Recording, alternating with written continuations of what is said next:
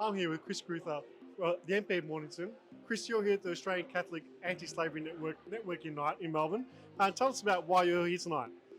Well, firstly, I used to be a federal MP and I was chair of the Australian Parliament's Foreign Affairs and Aid Subcommittee, and I instigated and led Australia's Modern Slavery Inquiry, which led to Australia's Modern Slavery Act.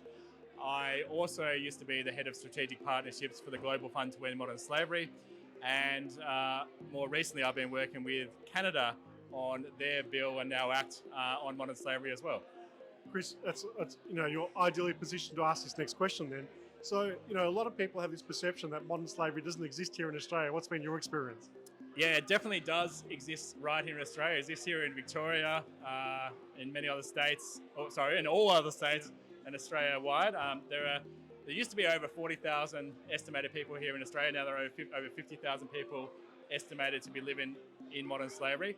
I experienced it personally, hearing the stories and seeing news reports and being involved with issues of modern slavery when I was the CEO of Mildura Development Corporation between 2013 to 15. Before I was a member of Parliament, you had people who were dodgy backpacker hostile owners or labour hire contractors or others exploiting people, putting people into debt bondage and basically doing things that shouldn't occur in the 21st century. So it definitely does exist right here in Australia. Yeah. And what would your advice to companies who are really sort of understanding that this is now an important factor, but they don't know really where to start? How can they go about learning some more? Obviously, what Jenny and Alison are doing is a great initiative, but what else can they do?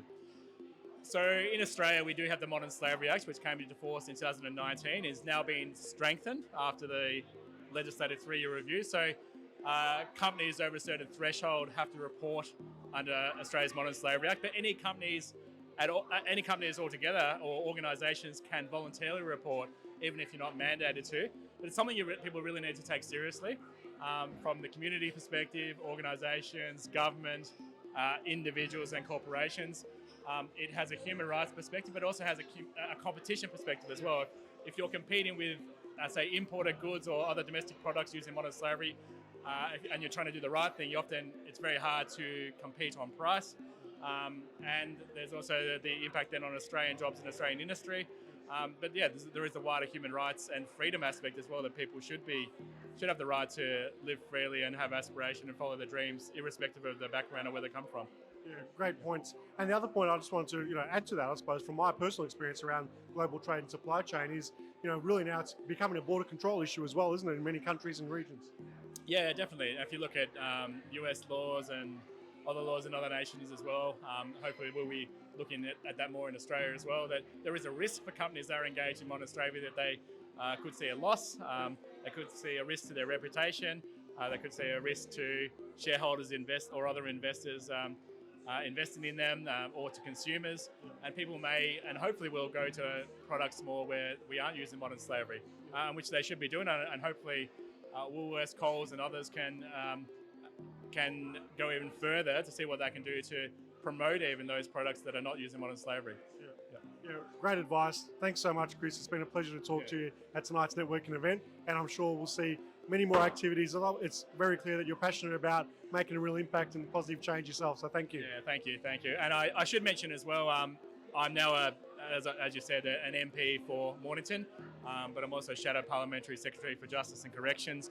But it's not just Australia that needs to look at this, it's Victoria as well. Victoria doesn't have to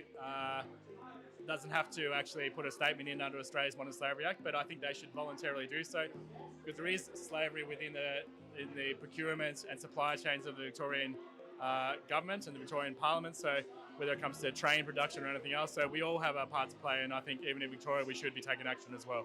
Yeah, absolutely. We have to lead from the top. Yes, exactly. Yeah. Wonderful. Thanks so much, Chris. Right. Thank you. Cheers.